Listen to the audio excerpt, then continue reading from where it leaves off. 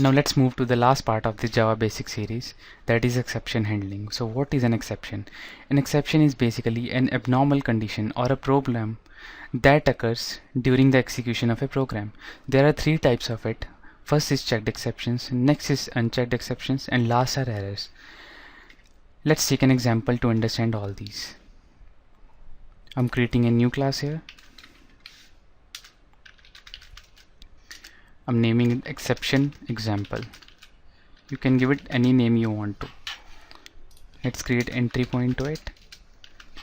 One more thing I want to tell you is, if a class is having more than one class, then only one class can be public and only one class can have the main method, and main method should always reside in the class which is public. Okay, let's move on to our exception example. I'm creating an array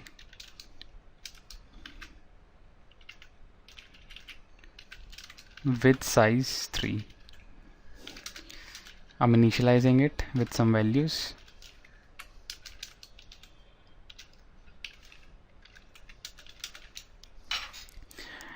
Index 1 and index 2. Earlier I told you if array has size 3, then it can have only 3 values, and the way we give values is by indexes, and index will always start from 0. If it has 3 values, then index of giving values will be 0, 1 and 2. But what if we do this?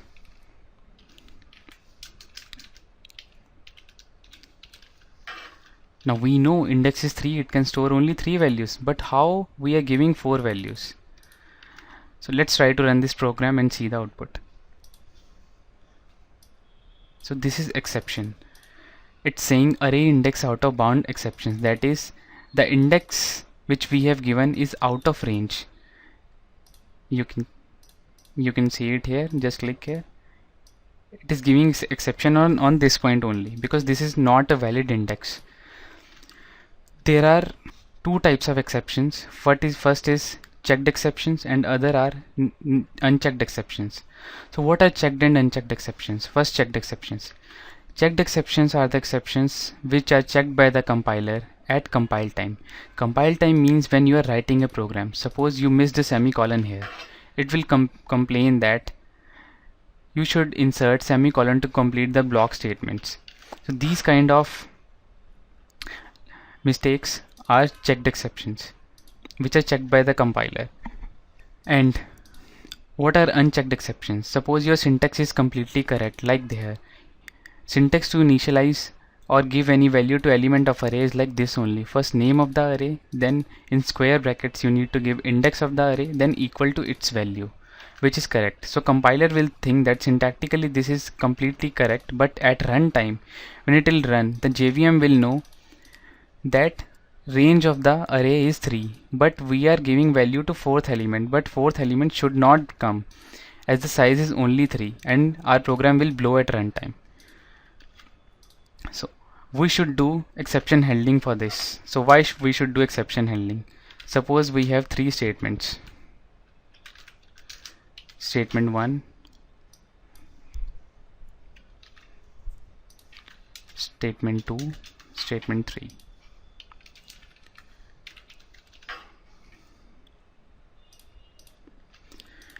Now if exception is occurring at statement 2, statement 3 will not get executed. This should not happen.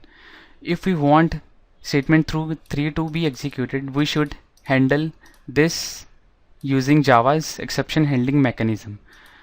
I'll show you the example. Suppose we are writing a statement here. As we know, exception is occurring on this point. If we try to run this program, you can see this system.out.println block did not get executed. Now I will cover this using try catch. In Java, exception handling is done using try catch blocks. Whatever code you think an exception can occur in that code, just put that code in try block. And whatever exception you can think of, whatever exception can occur in your code, just put it in catch block. Here you can see array index out of bounds exception is occurring. So I'm putting Java has inbuilt classes for handling exceptions. You can create your own exception class also. So I'm using Java's inbuilt class. Now I'll handle this exception using try catch block.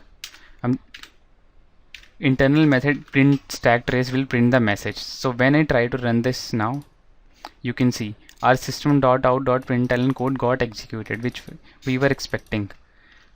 Now how this works? Suppose here exception occurs in try block. If any exception occurs here, the immediate catch block will catch it. It caught array index out of bound exceptions and it handled it. So that's why we were able to execute the code which was written below. Other statements we can execute like this. So we should always do exception handling. And you can have multiple catch blocks for a single try block. If you can think, suppose now, one more example I'll give you. We are printing, or we are doing this 1 divided by 0. So this is basically arithmetic exceptions. Java has inbuilt class for that also, arithmetic exception. So this will cover this, and this system.out.println block will get executed. There you go, arithmetic exception. Now if you don't know what type of exception can occur in your program, but you know some kind of exception can occur, so there's a superclass to it. I told you the concept of superclass and derived class. So superclass for all the exception, there is one superclass called exception class. You can use exception class to catch all kinds of exception. You can catch any number of exceptions with this superclass. Now if you try to run this program, again our code got executed. So this is how exception handling is done in Java. Now third are errors. On errors we basically don't have any control. Suppose you are running a program and it is taking too much memory, and in the end stack overflow error occurred. So these kind of errors, now I'm taking an example for this. Void show.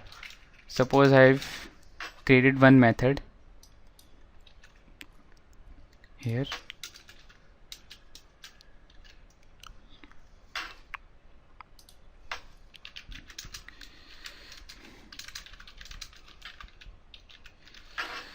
And now I'm creating one more method.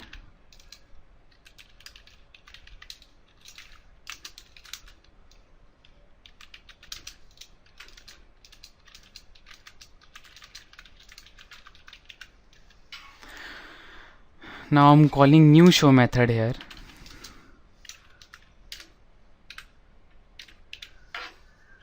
And I'm calling show method here.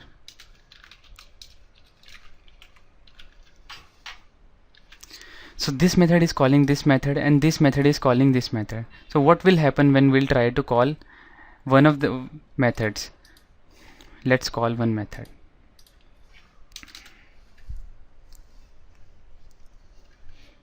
Let's create object of this class first.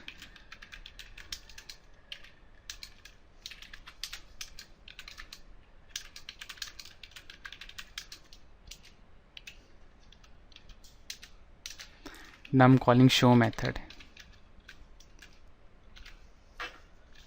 Let's run this. You can see this.